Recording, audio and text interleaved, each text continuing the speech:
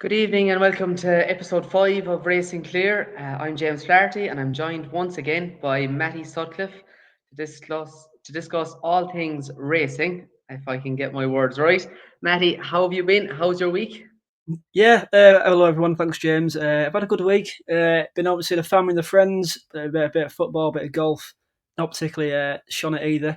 Um, yeah, punting wise in the weekend as well. Just hitting that little flat, frustrating period before Cheltenham where nothing seems to be falling your way, and you need to get one on board before the festival kind of lands. Our power touch from 14s into into favourite at one point for the Ladbrokes Trophy before drifting out on his stablemate taking the glory, which is a kick in the teeth, and O'Connell as well finished second in the Islanders. So just hitting the crossbar at the moment, but hopefully get there this week. How are you, James? Yeah, you just want to, like Andy Gray used to say, you just kind of want to scruff one over the line or scuff it into the corner, something like that. I think he used to say. Um, yeah, a bit similar punting wise. Last weekend wasn't great. Now, I tend to trade carefully this time of the year. Kind of, I am. My brain is tuned into Cheltenham the couple of weeks leading up to it. I wouldn't get too involved, so I'm kind of grateful for that last weekend because. Not much went right now. Cheltenham briefly, I thought he was travelling well, but just didn't get home, didn't see out the 3 miles. So it's probably going to be back to 2.5 with him. Other than that, I didn't have too many bets really, like I touched on in last week's podcast. I think this weekend will be similar, but we'll touch on that later. We're going to get started with our usual topical issues and something that's on our mind. You might have seen, Matty, that one of my tweets kind of drew a lot of traction over the weekend, and it probably came across as a personal attack. To be honest, it wasn't. It wasn't aimed at all, really, at the person involved. I'm not sure who he is. He's pro sports or one of those. Basically, and I mentioned this to you a few weeks ago. It's kind of a little issue I have with people in racing, especially high profile figures. Just stakes, mentioning stakes, and particularly bigger stakes. I just don't see the need. I feel like it's dangerous for younger viewers, borderline reckless at times, and it can just lead people down the wrong path. I don't know, is it bravado? Is it to gain traffic? I'm not sure really what the reason is for it. Is it just that maybe they don't think they're doing any harm, but if even if it sends one or two people down the wrong road, then that's enough harm for me, you know. And some of the best punters I know, they're small stakes punters, but they're absolute shrewdies. Pardon the word now, but um, I don't think there's a need or there's any correlation between being a successful punter and being a big punter. Yeah, sometimes they go hand in hand, but certainly not always the case. Have you any views on that? Yeah, I think it's really you made a great point. It's been a topical issue for a while now, hasn't it? And I suppose you can look at it from both sides. I mean, anyone who's old enough to bet should bet within their own realm. Shouldn't they? It's their duty to kind of stick to what they should do and be sensible. But I completely get it. Like I mean, you see some of these people on Twitter, like your 40,000 followers sticking up like 1 to 16 shots every day, and it just gives off. And these people, like, it's an easy game to get addicted to, and people will take that as gospel. You know, people will follow the wrong people, and you'll see these big lads, spouting out the cash from the course, like the video you said, and it's a false concept. They'll get the wrong idea thinking they can do it, and they'll once they've lost 10 quid, they'll go on to 50 quid, and it can be a slippery slope. And yeah, so I am with you in that sense. I think it is for bravado. I don't think it's particularly necessarily um, at all. But again, I think there's also an ownership on the person, on the individual to bet within their own means too. Yeah, I think that's very important. And look, we are in the build up to Cheltenham, and look, people do get carried away. Look, I like myself, my stakes would be bigger in Cheltenham than they would for the rest of the year. It's just because I feel like everything is trying and it's their day, and I think form stands up or holds up a little bit better because you don't have that uncertainty of whether they have another target down the line. That this is their target for each and every one of them. I just like going back to your point about, I suppose, the vulnerability of people. Like one fella commented under my tweet, and I was going to respond, but I just let it go. He said that oh, that person attends sporting events all over the world, flies to flies in a private jet, all paid for by gambling. And I was actually going to reply under it, other people's gambling and subscriptions. I wouldn't think if the betting was going that well, I don't think there'd be any need to be doing all this recording and publicizing of it and PR. But it is like there are vulnerable people out there, and while I get your point that it is everyone's responsibility, I suppose, to bet within their means. Just some people can be easily led, and I do think it's a dangerous area, and I think it's something that regulators may need to take a look at because it doesn't appear to be. And look, I suppose people can put out what they like in their social channels, but this is particularly dangerous, I feel. I think it's especially important for a younger audience. So I know when you just, I remember I was not long ago when I was 18 and getting into betting, and sometimes you don't have the foggiest of clue how to go about it, do you? And it can be such a tempting thing. I think you learn to kind of follow the right people, then use your own eyes, and find when the right time to bet is. You don't have to bet every weekend and stuff like that. But yeah, I think focusing the younger people who are seeing that, it gives off the wrong image entirely, I think. I think so, yeah. And it would be like those guys would be flagged to me by younger fellas in my own area who'd be asking me about them, and they'd be following them online. And oh, he says this is a cert, and I just don't like that language.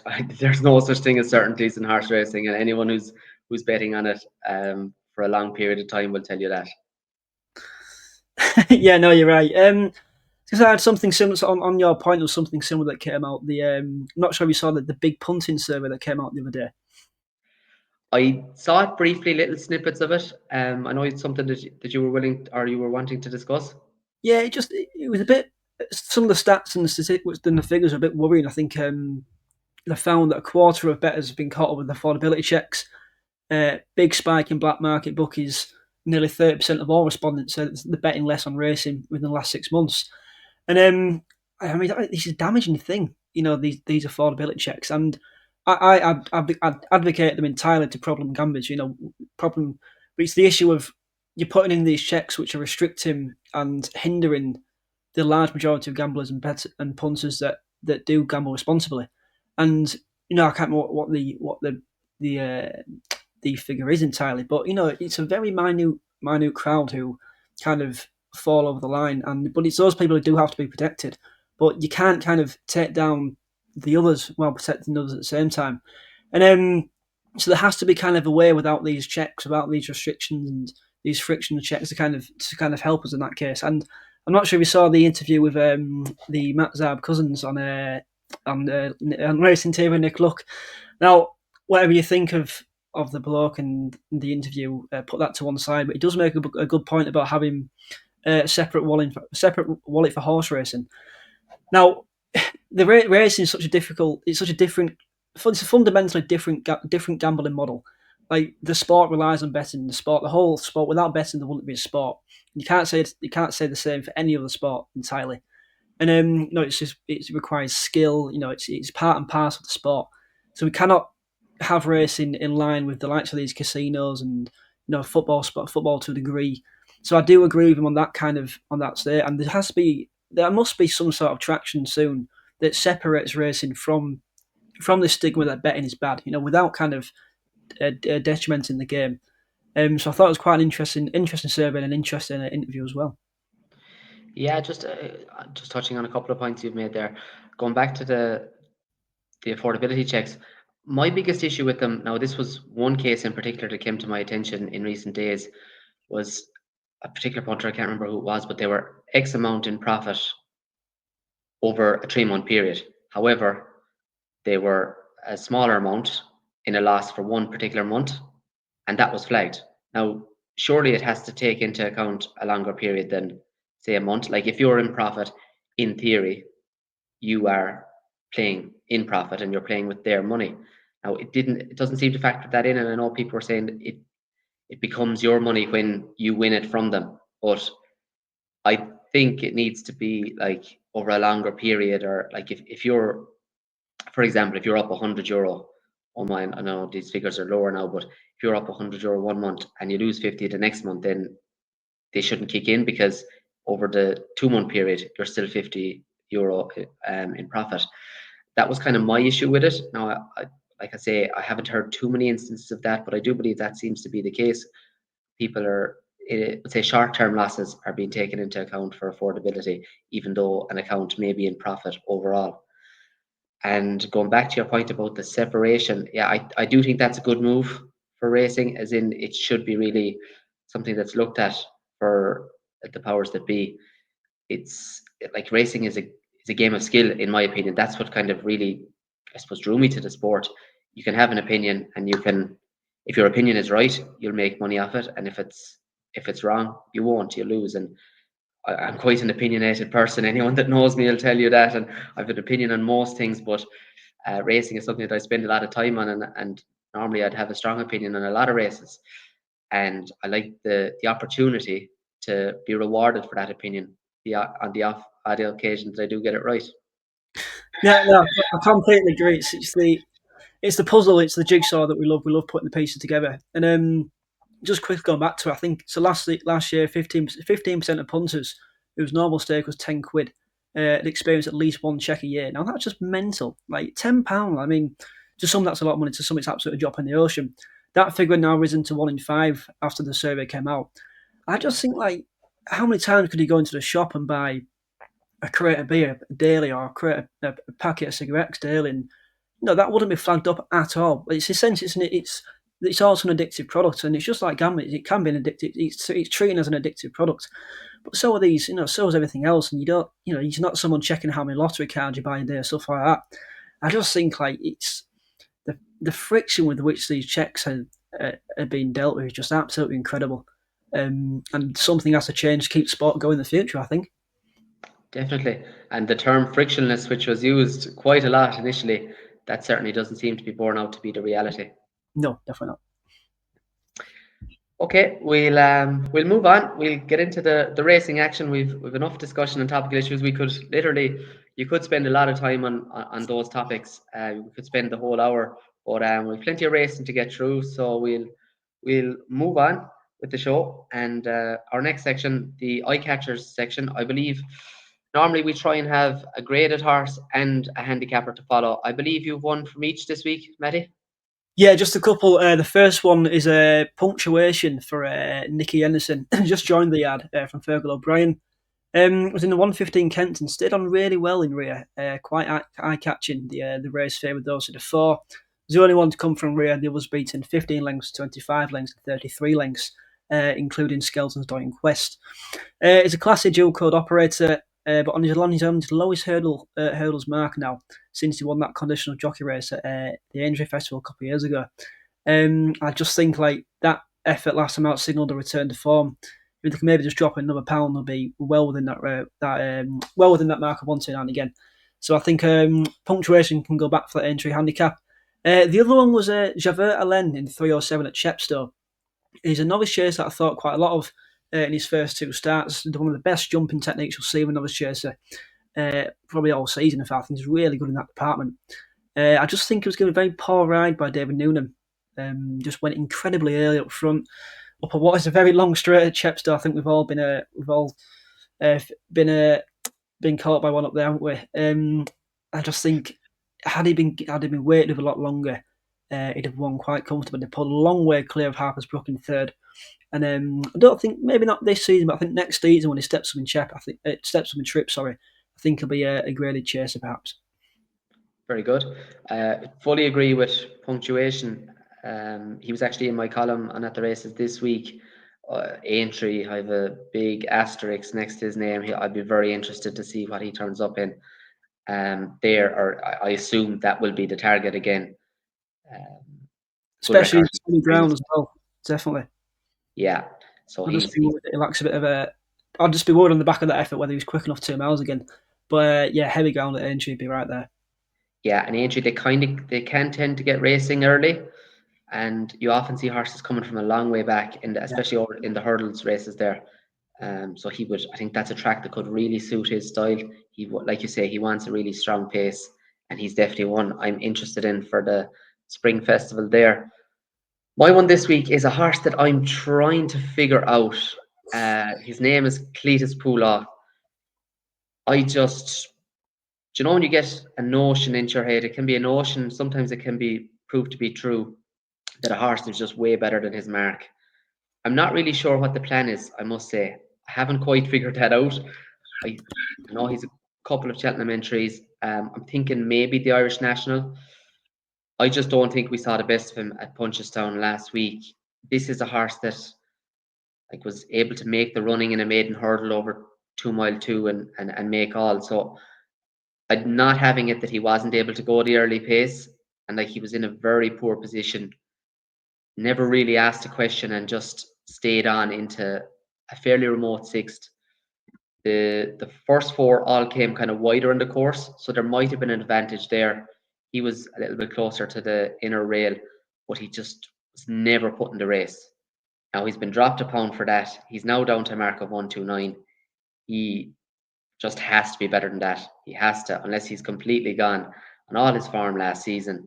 And he jumps well because I was like, is his jumping? I know he slithered on landing and unseated on his chase debut. And I was thinking maybe that has knocked his confidence. So I watched every jump the last day, and this horse he's got no jumping issues. He has to be better than 129, and I will be keeping a very close eye on him and trying to figure out what the plan is with him. So there are eye catchers for this week. Jabber Tallinn and punctuation for Matty. Just the one for me. Just Cletus Pula. Didn't really have a graded horse that struck me in the last week or so. Bar maybe the obvious one. Obviously the bumper winner in Punchestown looked very, very good, but he's gone to the top of the Cheltenham bumper market now, so he hasn't been missed by too many. So that's it for me this week. So we'll move on to our browsing of the anti-post markets and having a look. Plenty to discuss in this category this week, Matty, with the unveiling of the festival weights. Yeah, I think we both saw that 10 stone 10 of Happy Go Lucky for the Ultimate, and I think probably going to have to double down on that one. I just think I think he's going to have to. I think you nailed it to a T the other week. Like, this doesn't look like a vintage Ultimate. It looks like funny enough, it looks like the vintage Cloud Ultimates where you just got to get one of those old gallant boys staying on. And off 10 stone 10, like Happy Go Lucky, you just think an each way, rock solid each way option. Elsewhere, I thought I've been doing some of the columns for Gigi this week with the trainer profiles, and I thought the British handicappers just shafted a few of the Irish ones. Like Stumptown given 157 for the cross country, you're gonna have to carry top weight to win that.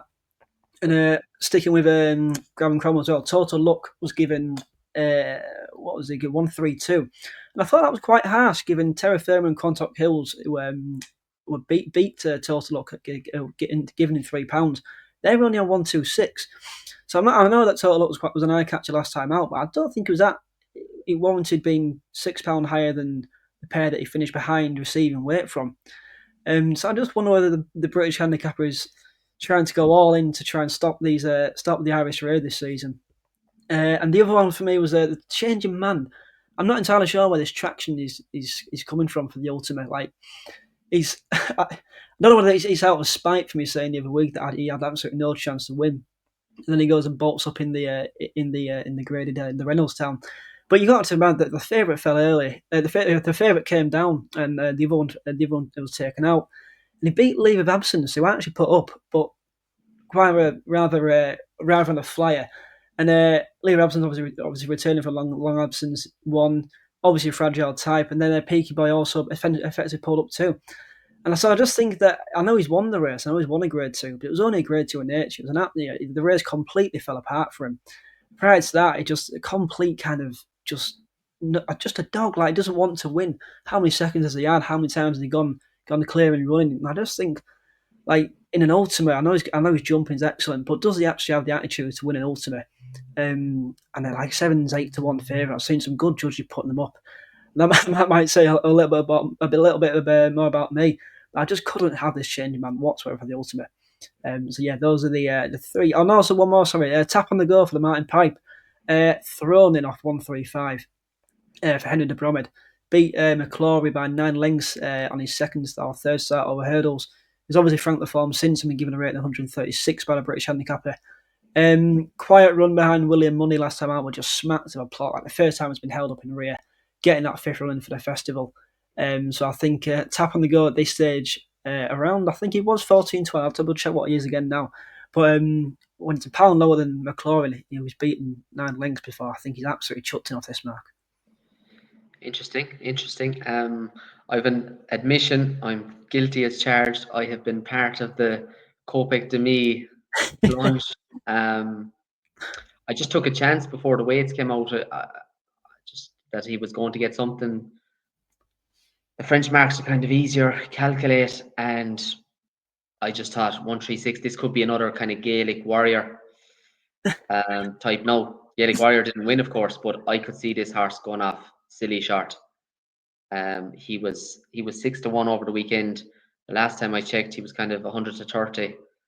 That was yesterday. I haven't checked it now today, but his price is shortening literally by the hour. I could see this horse going off sub 2-1. I'm not saying he's going to win because it's hard to know. I know you can make the basis of on the French form that he's very well handicapped. His form ties in with Kawabunga, but it's very hard to quantify how much he's improved since joining William Mullins. Kawabunga obviously has improved a lot in that time. We haven't seen Kopek Demi, so it's very hard to quantify. But I just thought this is a horse that's going to go off way shorter, and I just wanted to get him in my book, kind of tapping to go. You'd have to be very worried about. It was interesting. Like Woodhoo was all the rage for that race 10 days ago, and now people are gone very kind of cold in her because sure, it's like it's a typical Martin Pipe, isn't it? There's 3 or 4 that are going to be very, very well handicapped at least inside in it. Yeah, and I think they've mentioned supplementing for the mares as well, Woodham as well, especially if Yeah, Brian goes ahead goes to the champion. yeah, definitely. Going back to your point on the ultimate, and then I'll touch briefly on the handicap weights.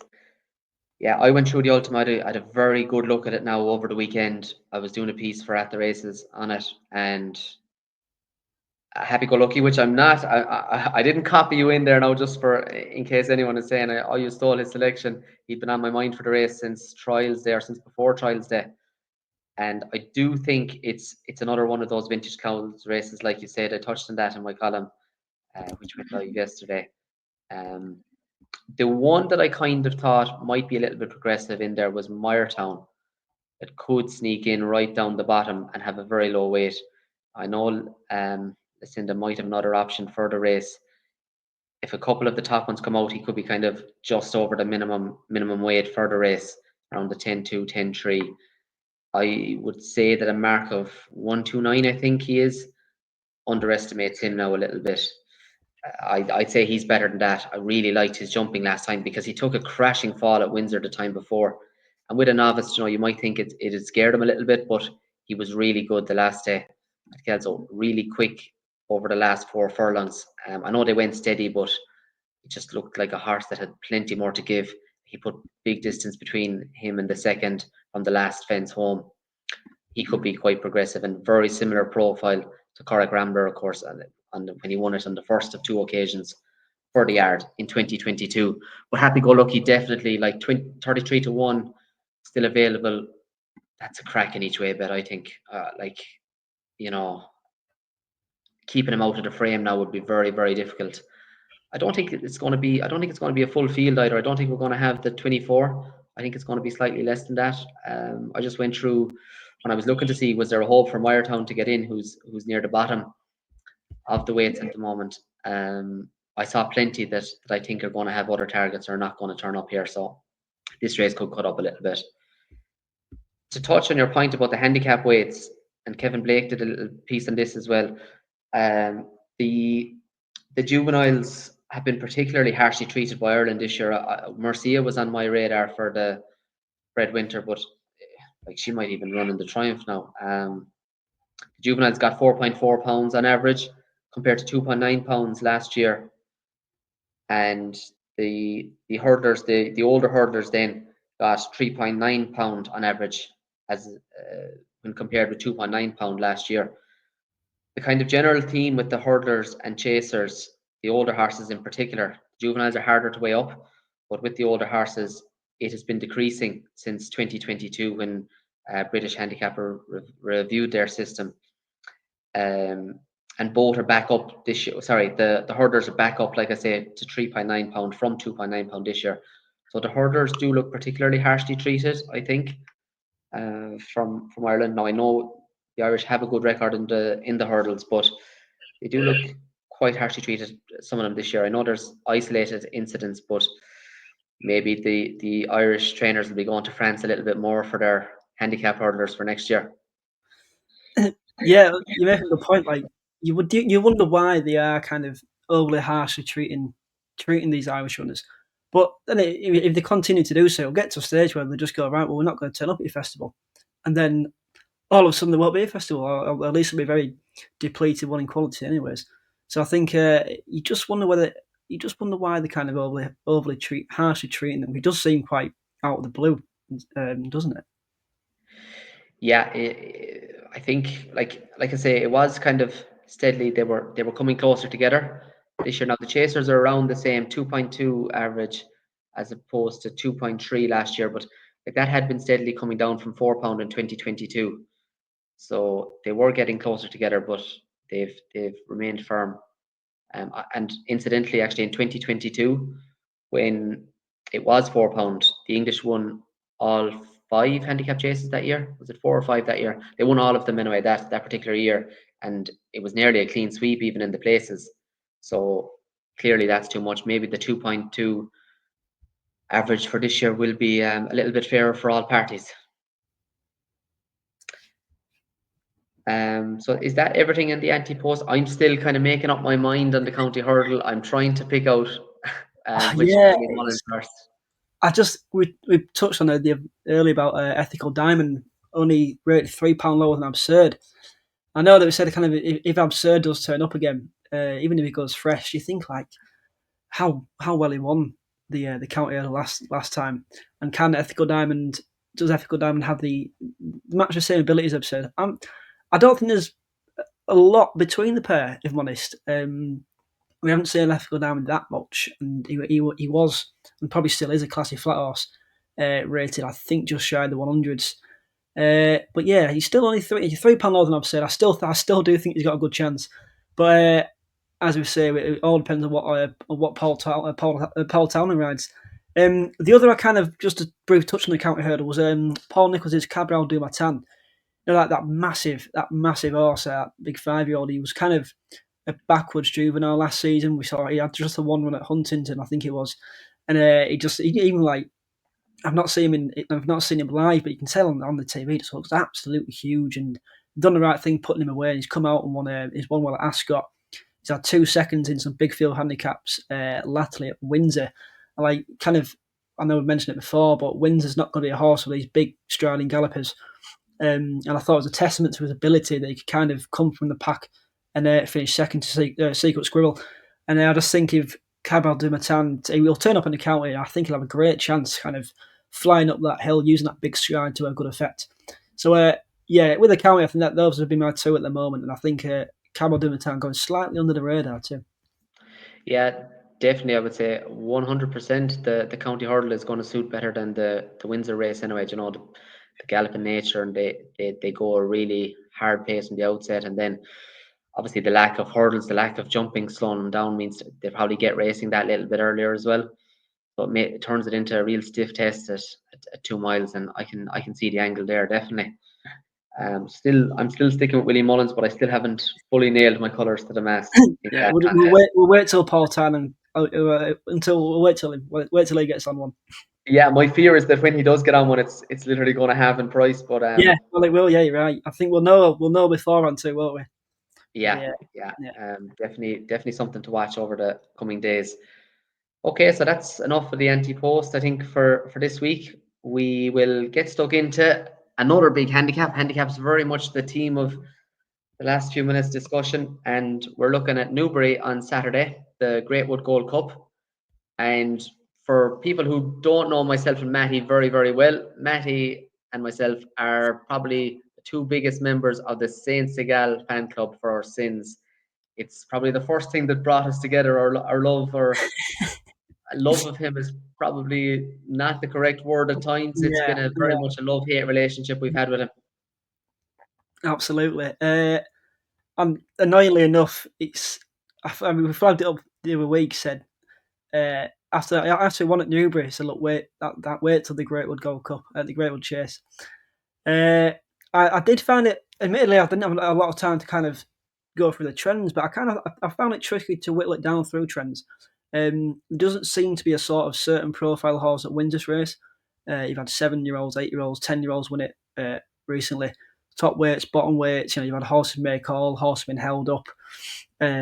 Slightly lesser caliber of horses, and you've got the better caliber of horses. So I struggle to whittle it down through trends, and I suppose it largely depends on whether Iroko runs here. I know his first preference is at Kelso, up against Grey Dawning, and that would probably be an easier race than it would be here, kind of going for a national. So then I reckon that Billy the Big Red could be one of those go off favourite. I touched on last week. I just don't rate that form behind Jaguar at all. And then they actually sent Billy the Big Red off favourite, and Jaguar drifted out massively, and Jaguar won quite comfortably. I'm not a massive Jaguar fan. I think he's been flattered in his races, so I'm not entirely sure what that form weighs up to. Can Do Kid, probably a bit of a false price in here. I think he'll be going for a long stretch before the national. Couldn't beat Cheltenham off a £12 lower last season. And I just think like maybe this trip might be on the short side for him now. And he'll just try to get some errands as long as getting match fit for entry. Vincenzo's an interesting one. I'm starting to develop a bit of a love-hate relationship with Sam Thomas myself after the old power Catate Dore debacle last week. Vincenzo, he's had his form France last time out, Doing the Bar. In the second, he's come out and won well since. But my issue and worry with him is that he's come up short in all 6 of his runs beyond 2 miles. He's often kind of flattered to deceive over this trip. Like he shapes like he wants it, but just not from 6 over 2 miles. I'm not beyond 2 miles. I'm not entirely sure this is a race for him to do it. Lamilos again, like Lamilos. When you think of Lamilos, you just think plot horse, don't you? Like every single season, you think what big race and Lamilos going to win. It was the old Hennessy a few years ago. I didn't think it'd be a veterans race at Warwick last time out. That's for sure. And I just think on that note, like he might just lack a bit of I can't remember which horse he beat, but it just might lack a bit of class and speed for Newbury over 2.5 miles now. I know that 10-year-olds have won it recently, but when he's kind of bouncing back to form in a veterans race, doesn't look like the obvious choice to kind of bounce the obvious race to follow up him. Scarface is in there, and we've touched him multiple times. You just wait for the Sussex Champion Chase for this one. He's off 129 now. What did he win the Champion Chase off? What was it? 125. 128. Sorry, so he's a pound above that, and like that, I'm going to be all in for that one. I know you didn't like the word certainty earlier on in the show, so no, tread careful there. But yes, I just found it a tricky race, and a tricky race to decipher. I just kept on coming back to our old mate San Segal, and I thought generally when he came here over 2 miles for the start of the season, and he got left behind at the start. And weirdly enough, that was the first time he looked like he's actually settled well in his races. We all know that settling has been his big issue. He's often flat to deceive. He should have beaten Bootle twice last season before. But that was the first time I thought, you know what, there might actually be a man in this horse. And he stayed on quite strongly, beating 10 lengths by Le Patron, quite a deep enough race. Then the time after that, sorry, he just absolutely bolted up. Like, you're still a little bit keen, but not keen to a degree which is going to hinder his races and take a lot of energy out. He just bounced out. They made all with him. Jumped the best I've seen him jump, and won by 11 lengths, eased down to Ball Balco, who were reopposed here. Whether that form is strong enough to a race like this, I'm not entirely sure. But like visually, he's the best that he's settled so far. We all know that there's a talented horse in there for as enigmatic as he is. And the form, I suppose the form kind of worked out as well. I think Walking on Air was travelling very well in the Great Yorkshire Chase when they're falling behind Doc Pickney. He was about 30 lengths back. Obviously, Bob Balco's come out and run well since. Then he goes to the Scottish Champion Chase, and we both did well in going against him that day. Quite proud of us both for that. I think I was on Marble Sands, who just never went a yard. And he got beat by the Kaluki Kid, and a good mate of mine, a good judge of mine, said when the Kaluki Kid goes up in trip, like it'll be his time to shine. I didn't follow the advice. I was there at Doncaster when he won, beat Bucks a Day Perez as well. and then he goes and follows up again in the Scottish Champion Chase. I thought it was a good bit of form. I think he's that the winner's a very progressive one. Probably wouldn't look out of place in this renewal either. I think it'd be closer for the market. And I think Santigal set the race up for the Kaluga kid. Was pestered in front, tried to make all, just kind of weakened away, but didn't weaken away to the point where he didn't stay the trip. He actually kept on. I think he just bumped into a very good horse and finished best of the rest. The third horse came right back from rear. So I think if Santiago coming back to Newbury, still on a good mark. I think he's on 137. When he was running off 135, 136 as a novice behind Boot Hill. I still think his mark's fine, especially if he settles in front. I won't like him to make all. I think the natural pace of the race will see him settling behind the leaders, and he can travel well and pounce when the time comes. So for my sins, I'm gonna go with Santiago. I did find it a bit of a tricky way to weigh up, and with quite a few negatives about a lot of those to the fore in the market. David Noonan's won the race before too, which is a big plus. So once more for all time's sake, it's Santiago for me. Yeah, I can. He's in my shortlist definitely. He is in my shortlist like he always is, I suppose. He's actually 139, but that's the same mark that he unseated at Sandown, I think. Sorry, it's the same mark he unseated at Yeah, Sandown, no, but you're right. Yeah. it's only a Second, couple of pounds higher than when he fell second, at the last at well, Ascot in a good race. That was eventually won by Boot Hill. He was in front that day, jumping the last. So 139 is within his capabilities. I wouldn't say he's very well treated off that mark. yeah, It's probably you're probably getting towards his upper limit. Um, he is £10 higher than his win the last day, but he would have won with an extra £10 that day. Now, this is probably a better race. For me, if Iroko goes here, he would be the clear pick. I yeah. think this horse has £7 or £8 in hand at least. Like I think he's a 160 plus horse, given the right conditions. And I think 2.5 miles, good pace, Newbury, galloping track would be absolutely perfect for him. If he doesn't go, I think this is wide open. I think there's plenty in the mix. Sensigal is up there. I was giving Billy the Real Big Red a little bit more credit for that form the last day, than you were, but like that now, I wasn't a fan of Jaguar. So then I suppose when I think about it, if I'm not a fan of Jaguar and he beat him, then maybe he's not that well handicapped himself. The one that I was kind of drawn to at a bigger price again was Paint the Dream, the 11-year-old. Yeah. Now, he has three very poor runs this year, but he's been dropped £3, sorry, £15 for 3 runs, which is incredible, really. Like he's now down to a mark of 135. He is £19 lower than his last win, which came over course and distance in November 2022. Like that's well over a stone. He's 3 from 4 over fences at Newbury with wins off 137, 147, and 154. Am I right? Did he win this race a couple of years ago as well? I think. He won this race I think he did, didn't he? in 2022, I'd say. Just check it there now. Yeah. Do you know? Yeah, you're right. Sure, it is 3 2022. years Yeah. ago now, and like Yeah. he did have a long absence. I suppose that is the major concern, that he's shown very little in 3 runs since his absence. He clearly had an issue. He's moved stable from Fergal O'Brien's to braces, but his Newbury form, he won this race in March 2022, is correct, off a mark of 147, and he absolutely trounced the field. Like he ran away with it. His only defeat over fences at Newbury, he's off a mark of 158 when he was third. Like I know he's 11, but older horses have won this race. And apart from Iroko, like you say, there's question marks over all the others.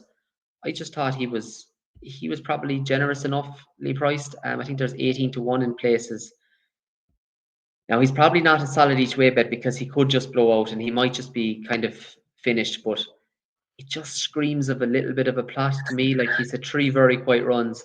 He's been dropped over a stone for 3 runs. Excellent course record. Like if he was appearing somewhere else, I'd say maybe he's kind of gone. But the fact that they've had 3 runs, dropped him over a stone, and now come back to Newbury for a race he's won before, the cynic in me is thinking that maybe he wasn't. One of those days was you couldn't hardly see the screen as well. There was fog everywhere, so it was the perfect run to give him a quiet run. I think he could be the one that's overpriced in here. If Iroko doesn't run, if Iroko runs, he would be my clear selection. But if he doesn't, I'd be probably leaning towards Paint the Dream. But our old friend Sansegal will probably have a small save on I, him as well. I actually really like that shout. And do you remember his race in the veterans contest at Chepstow when he made like he was off top weight and he made like a mid race move and he just travelled so well. Not in like the manner of an 11-year-old. I would have been 10 back then. But yeah, there was kind of he went into a couple notebooks thinking about what's going to be the plan for him. And yeah, do you know, it completely slipped my mind. I think I've got a very good shout indeed. Yeah, maybe a small win play. Like I say, I think he could either win by 7 or 8 lengths, being absolutely thrown in, or he could be pulled up. I'm obviously hoping it's the former. With his profile, I don't think he's really one that you play each way. I think you take your chances with a small stake for the win part, even though he's a big price. I'm not sure he's going to be value for the place part of the bet. Okay, so we'll move on. So, sorry, just to synopsize your selection, are you sticking with Saint Segal? Yeah, I'm going to stick with Saint Segal. There is method behind the madness. It's not just completely gone off the cliff. Yeah, I actually did. When you mentioned you were going to go with Saint Segal, when you flagged him for the race, I had to look back through my bets on him just off memory now. I couldn't find the records. I couldn't go back through the records of it, but I think I'm down 0.5 of a stake on him. So not. I actually thought it'd be worse because That's not bad at all. No. I feel like I've backed him all, but I swerved him the last day. He has won once or twice for me, so I actually thought it'd be way worse. But slight loss, but I think it's time to get out. Yeah, you're a smarter man than I am, anyways. Put it that way. Maybe not. We'll see Saturday evening. Okay, we'll move on to our yay or nay section where we try and find agreement, disagreement, argue our case, try and convince the other of our selections. Going okay, but last week we drew a blank. We were managing to get a winner up in this segment on previous weeks from our 3 selections. I'll let you go first, Matty, this week and see what's your first selection for yay or nay? Yeah, it's did we have Rubo last week? And yeah, no, I can't remember. Sorry, we did. I stand corrected. So I think we we had got one. one up. We got one up. Yeah, Yeah. just yeah, we Precious keep pass up. we keep hitting the one, don't we? Yeah. Mine's a similar type this week in a rare edition, Doncaster. I just think he needs a flat track to be seen at his best effect. Won here by 8 lengths in a novice hurdle a few seasons ago, and he kind of shot to he kind of became one of British's leading supreme hopes at that point. Didn't pan out for him whatsoever. He's had a 3/4 of a length third here as well on seasonal debut last season. I just think he's slowly come back to himself. Good chase debut. Form's been franked as well. Second to Buxy de Ipares next time out. And as I mentioned that with the Kaluga Kid form, I think that form's worked out well too. He had wind surgery last time out after that. He had wind surgery after that as well. I think that's after his disappointing race in Grade 2 behind the Mark of Gold guy, Moros. So I think that tells you the story of why he bombed out in that race. He returns from 71-day break. His record fresh as well. 4 wins, a third, and a non-place. And I just think the angle of dropping back into a handicap, carrying a nice weight on the David Bass as well. It was David Bass and Doncaster, that chalk and cheese, like an aggressive front running style. He's 3 from 9 in handicap chases here. And I just think Rare Edition is just the perfect chance kind of to get him back winning, back at Doncaster. And so the first of the Rare Edition for me. Okay. I was looking forward to it. This wasn't a race I had a very strong opinion on. Now, when I did look at it, I suppose the negative that I found was that this could be a burn-up. We've got Calico, who we're very familiar with, who tends to be very forcefully ridden at times, and was the last day when he was beaten here last month, and that race kind of fell into the lap of Petit Tonnerre. I'm not saying it's gonna be Petit Tonnerre that wins this one again, but I just feel like Rare Edition, Editor de Gite, Calico, I'm just concerned that they'll get racing too soon again. That was my negative against Rare Edition. I can see the case you've made for him. It's a very valid one, and he was very impressive at Doncaster in a novice hurdle. But I just feel like this could be a race for a real hold up performer. And it's a very tentative nay against him. And not really with a selection, but just that Yeah, I suppose like I'm the kind of the other angle was that he has some of his best form has come sitting in behind, not in rear, just kind of second, third off the pace. Given he does stay a little bit further than 2 miles as well, I just wonder whether kind of the 2 miles, I mean, they do go hard up front. They can sit third or fourth. Because jumping is generally quite good. Um, I just he might be able to just pick him off. I actually nearly went ready to Digit as well. Similar to the one you mentioned earlier, Paint the Dream. It was either completely gone or he's going to dot up 10 lengths here, then go win a Grand Annual, something like that. But yeah, I'll stick with Red Edition. But yeah, completely agree with the near there as well. A1. It is tentative. It is very tentative because I didn't have a strong opinion on the race, but I just have visions of Doncaster and 2 mile races, and they get racing so early there.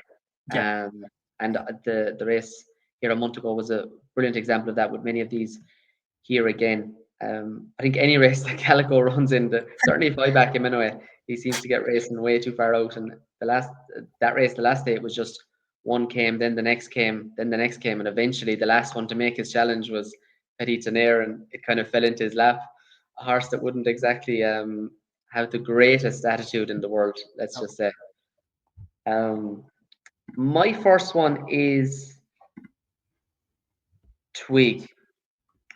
This is a horse that I've been watching all season. He runs in the handicap at Doncaster, the Grimthorpe handicap. I actually thought this horse was being plotted for an Ultima, but they've swerved that route. I know he has a national entry too. He was second in last year's Ultima, of course, behind Chianti Classico, and the pair of them kind of had it between them from a long way out. And being on Chianti Classico on the day, I couldn't believe the horse that was going with him in Twig, and because I was actually quite keen on Twig before Cheltenham last year, but I thought the ground had gone against him. To me, he's a horse that's better on better ground, and I'd definitely be marking up that effort in the Ultima. 6 of his 7 wins have come on good ground, and Doncaster looks set to dry out. yeah, It's currently good to soft, good in places, and there's a dry forecast there, I believe, for the next couple of days. He's £3 higher than the Ultima effort, but now that the national weights are out, if that is the plan, I think there could be a big run in him. He's a big price. He's much bigger than I actually thought he would be. Now he's had a funny old season. He's been campaigned mostly over hurdles, but he's 9 to 1 actually. I'm just after checking there for the race on Saturday. I think this is a well handicapped horse still off his mark. I really like that Ultimate, obviously Chianti Classico sadly, who isn't racing with us this season. But that form, they pulled a long way clear. They had the race kind of between the two of them from a long way out, and off a £3 higher mark than that. I know he's to carry top weight here, but nice ground. I think that'll really suit him. He's a good record on good ground, and the more the ground dries out, the better for him. I quite like him. It's going to be a year for me. A tentative one, as I do quite fancy the 2023 winner Marauder, 2022 winner Marauder. I think he's been plotted back for this race, and I'm glad that the stick blinkers back on him as well. But yeah, the angle of Twig, he's obviously been over hurdles, kind of plodding his way back, and just ticking himself along. And that's second to Beacon Edge. That's not a bad bit of form. I know that Beacon Edge isn't the classiest of types, but he's run some good races this season, Beacon Edge.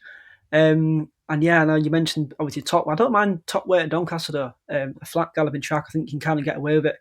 And obviously, Bo Morgan takes off £5 anyways, and of course gets on so well with his horse. And yeah, there has to be a plan with this one with Twig. Interesting they've not kept him in not put him on the Ultima. His only entry is the Grand National, and I think for a decent pot like the Grimthorpe, I think you're right with Twig. Yes, it's a tentative year. Cause I do quite like Marauder, but for the purposes of the segment, yeah, I'll go with that. Yeah, and again, that run behind Beacon Edge was on good ground. Yep. So again, I do think like I was shocked he ran so well in that Ultima on real proper soft ground, and his other two runs this season over hurdles have come on like it was Haydock soft, which is borderline heavy in most places, and he ran at Cheltenham on soft ground as well. Yeah. And he wasn't So and he wasn't disgraced at actually Cheltenham beaten either. that far in Cheltenham. Like he was beaten 10 lengths. Yeah. And the fourth has won a per attempt to qualify since, I think, one big bang. Yeah, Uh, so like it's not yeah. like he's been running terribly this season, No. and uh, better form has come over fences. Well, he's won off a higher mark over fences anyway. So I think there's plenty to like about him at 9-1 in the big handicap chase at Doncaster. Your next selection, Matty? Yeah, it's a bit of a rogue one. I'm sticking on Talmore, but it's Muzaffar in the 431 at Doncaster. Um, I just think he's thrown in off 102 now on his second handicap start.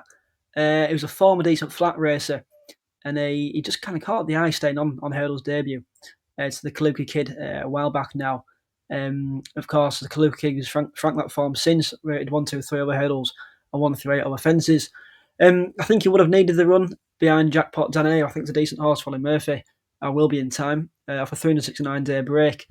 And then again, he just caught the eye in on the handicap debut in Ray this month. Sorry, both of those efforts came under a £10 claim at James Rowbottom, and now he's dropped into a weak enough one of 0 to 105. Sorry, Brian Hughes takes over from the £10 claimer, and he's got an excellent record for Adrian Keatley, 10 from 36 all time, profit margin £28.86 to a £1 stake. The yard of 3 from 10 at Doncaster. I just think this is a bit of a shrewd plot from Adrian Keatley, who knows how to do it. I just think this Muzaffar's got a good chance in the weaker race now. Yeah, I actually just to give our viewers a little bit of a heads up as well. We just send the name of the horses and the race, and it's up to the other then to make the case against. And I hadn't actually looked at that race until you sent me it there earlier today, and I had a good look then. And there's snippets of his farm that do certainly suggest he could be very well treated off 102. I haven't really gone through the race in great detail, but I like the shout. I think you make a very good case for him as well. There's plenty of positive stats in his favour. And like I say, there's bits of his form that you could say he's definitely dropped in class. He's meeting horses here that of a caliber of a lower level really than what he's raced against for much of his career. And I like that shout. That's a yay for me. I'm not entirely sure what price will open up at, but I think anything south of 5-1 I'll be fine with that. Yeah. We will keep an eye on that. My second one is Bollinger and Krug. I think that's how you pronounce it. I always struggle with this one. It's a bit of a tongue twister. Up at Kelso. Now, I'll put a little caveat with this that Kelso is probably one of my poorer tracks, and I tend to stay away from it. But I just thought it was the price angle basically here. I was keen enough to take on the top two in the market, who I think take a fair chunk of the market. They're the pair coupled are less than 2-1 on. Real Stone, who's off a career high mark as a 10-year-old, and Helmwine, who is after wind surgery, so there's a chance that that could bring about improvement. But I just these horses that have wind problems, I think fresh is the best time to catch them. Now perhaps the wind surgery will do its job and he'll improve again. Now I know he has some decent form this year in defeat, but I was keen to take on the pair of them, and I thought Bollinger and Krug was a much bigger price than I had him. I had him about 5 or 6 to 1 shot for this race. I think there's 10-1 available, which I thought was a little bit generous. Basically, the case kind of makes itself really. It's his course and distance record. He's 4 from 8 over course and distance, including wins off 115 and 121. I know they're at the end of 2023, but it's just over a year ago at the same time. He's had a break since his last run, which it's worth watching back the video on that because it was a very, very strange run. Halfway through the race, you'd probably think this horse is gone at the game. And he absolutely, like he made up huge ground in the closing stages. It was quite an eye-catching run, really. And if you'd only seen the end of the race, you'd say he's one to watch for next time. Off a break, his form figures are pretty good. They read 4-1, 3-3, 1-1, 6-5. So he's 3 from 8 off a break of 50 days or more. There's a lack of pace in this race as well, I think. So I'm hoping there's a chance that he gets his own way. And I'm wondering if he just kind of threw the ties out of the pram last time. He has a good record when he gets to lead. And I just thought he was overpriced if he's on a going day. Now, again, he's a little bit like Paint the Dream. There's a chance he could be well beaten in this, but there's also a chance he could win. And I think that chance is greater than his odds suggest. Yeah, I've played this race in my column for the weekend, and you completely agree. Take on the top two. He's spot on with Realstone. He's on a career high mark now, or back up to career high mark, anyways. After winning a bit of a pole race at Wetherby, and given us beaten 43 lengths off this mark, when last off this mark, I think he's one to take on. Again, Helmwine, like you make the right case of wind form with the wind surgery. Sorry. On the balance of his hurdles form, he should be better than most of these. But you'd need that wind knock to work magic, as he's failed to see out his races this season. He just seemed like a bit of a last gasp effort to get some more out of him on the fences. And so yeah, I was between Bollinger and Karug, however you say it, and Kidman. For me, it's going to be very tentative near because I have put Kidman up for the column. I found it tricky to split the two.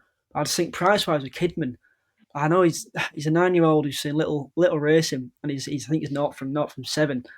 But I watched back, but he's got some good form in the book. He was 5 length third to Gitmaker on your third start over hurdles. He was second to chasing out the Blues over at Hexham. 3 starts back and chasing out the Blues in our rate 119 after showing up well in the pair attempt qualifier. And I watched that race with back earlier, the chasing out the Blues race, and I couldn't believe how early Charlie Maggs went. Like he was sat in third on the bend, and he kicked clear, and he must have gone about 8 clear off the turn for home. I just kind of thought, why have he not just sat for a long time there?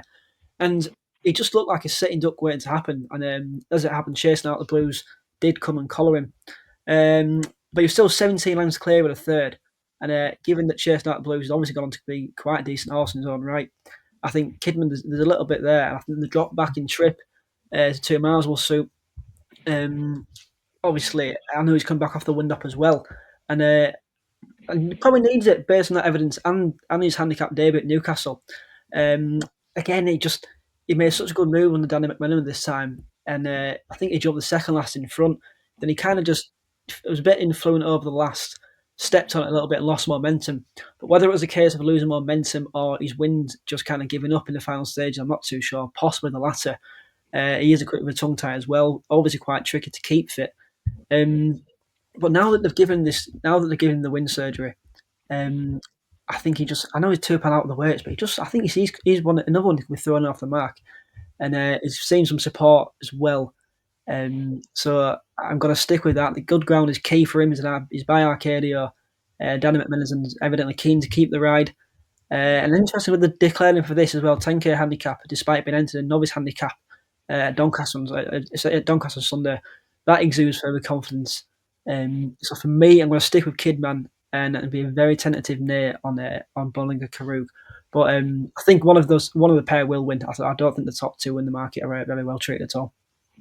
Yeah, I think even laying the top two in the market coupled, you have a very small liability for that, and I think a good chance of getting the jackpot on that.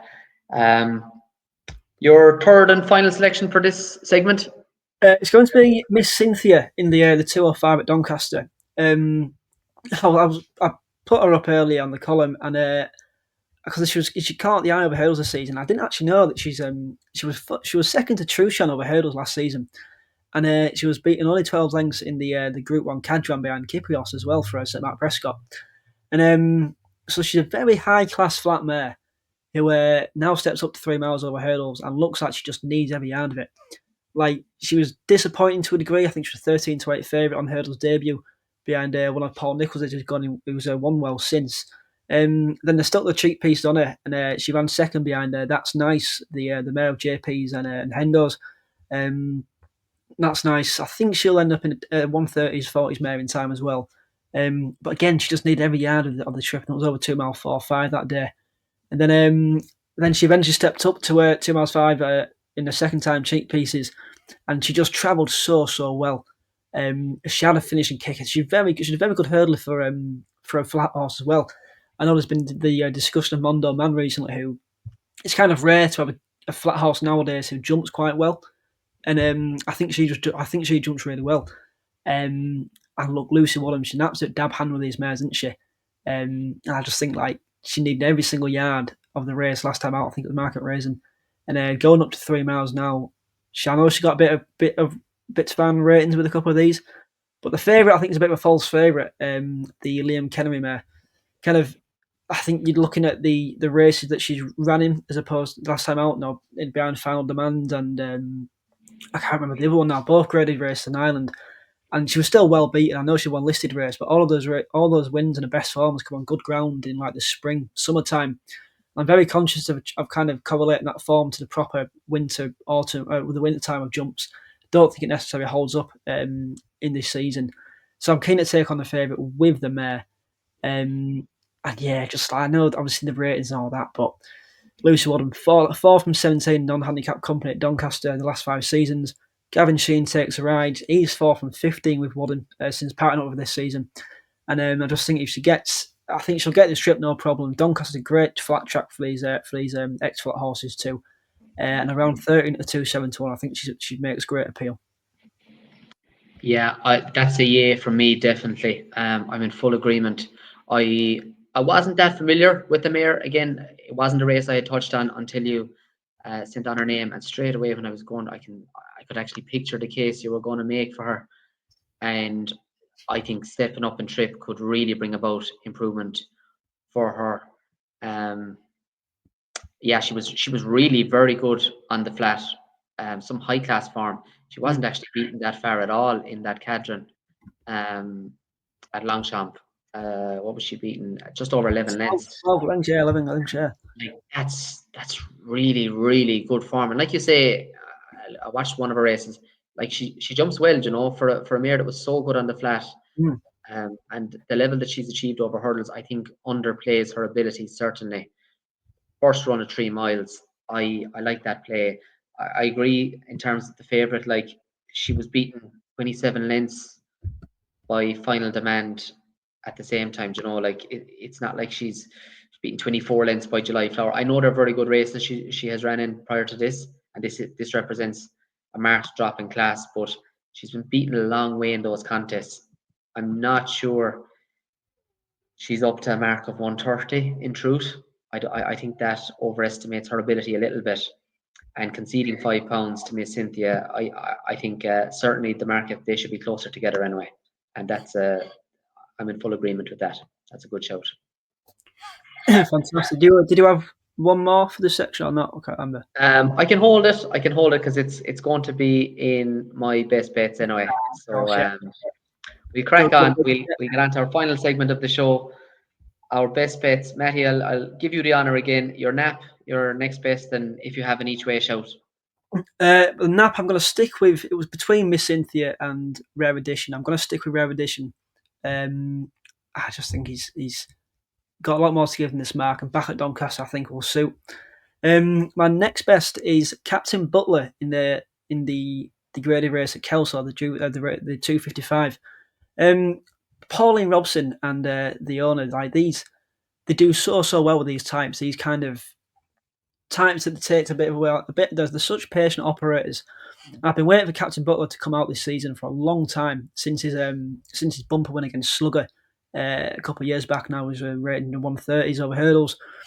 I know he's again similar to Miss Cynthia. He's got a bit to find with the protagonists, but he just the visually and the way in which he went through his race at Kells over course and distance last time was so impressive. It was an excellent training performance. I think 300 odd days off the track, 500 odd days off the track. Sorry, very good training performance. You can't imagine he'd been A1 for that as well.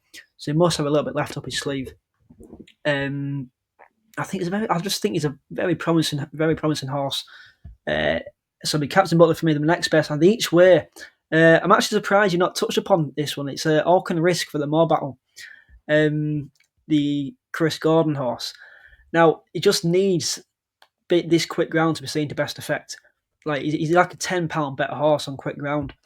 So you can kind of write off his last couple of runs, both on soft ground. One was at Cheltenham, and the race that he won as well, 2 starts back. The form of that has been absolutely incredible. Like the second's now rated £6 higher after the next time out. The third's rated £9 higher after bolting up 5 lengths in a Cheltenham Class 2 next time out. That was a Mirabad. And the fourth as well, Break My Soul, gone over to Ireland, finished second in the Group 3 Red Mills for the new yard. And even the 27 length sixth one Cosmo since now rated £4 higher. I just think like he's a former Betfair hurdle winner. He's a dab hand in these big field handicaps. Got a plethora of smart back form, and he's £4 lower than that peak success too. I think surprised he's never been at Kelso. I think a sharp Kelso would really suit him, paired with a strong gallop in a big field. I just think I think he bounced back to form on his Bullerwood drying ground, with Freddie Gordon taking over as well once again. Yeah, good shout, good shout. I like that actually. I've actually followed kind of that form line a little bit through the season, so yeah, I'm kind of annoyed at myself that I'm after Yeah, missing that. I'm sure you mentioned it a couple of weeks ago, the Auckland Risk one. Yeah, I think I did in passing, definitely at some The, point. was it the Um, old Betfair Trophy? I think it was maybe. I yeah, can't remember. yeah, I think so. I think when I was looking at that. Very good. My nap is El Fabiolo, and people are going to say he's too short a price even to get round. If it was a 2 mile chase, he might be close to even money to get round. He's 6 to 5 the last I checked, to win the 2 mile 4 chase, the grade 2 at Navan on Saturday. Now, I think the angle here is that this is going to be basically set up for him. Like Mullins has 3 out of the 5 in the race. I think he's just going to be popping. If you were guaranteed that he'd get round, there'd be no offers on him in this race. He's probably a 1 to 3 chance to get round. I think he's going to go off odds on, and I think there's going to be market support for him. I think people are going to get stuck into him. I know you might think he doesn't really have the profile of a horse that you're going to get stuck into, but you're backing him to stay out of trouble and get round. Going a slower pace, like that race that he went into last year, I was actually very keen on him for that grade 1 at the Dublin Racing Festival. Yeah, so was He I. was Yeah. he was a very big price. Like he was 8 to 1 and well backed into 3 to 1, and came a cropper early on in that. But this is a completely different ball game. He's going to be going a steady pace, popping around, small field. Certainly no solidness or anything like that to take him out of his comfort zone here. And he's just going to be. I think you're backing him to get round, like I've said a couple of times now at this stage. And I think 5 to 4, 6 to 5 is very, very fair if that becomes freely available. I think that's a wonderful price on him. My next best is going to be Iroko in the handicap at Newbury. Not looking to take on Great Awning, which I know is his first preference, but if he does run at Newbury, I would be very keen on him for the reasons I've already kind of mentioned at 5 to 1. And my each way, again, already mentioned and touched on him, is Twig at Doncaster in the 3:15. I think good ground can really be the key to this horse. Drying ground, all the best of his form. Bar the Ultima second has come on nicer ground, and a couple of decent runs over hurdles this season. One poor effort, but that was on very soft ground. Back over fences, national weights are out.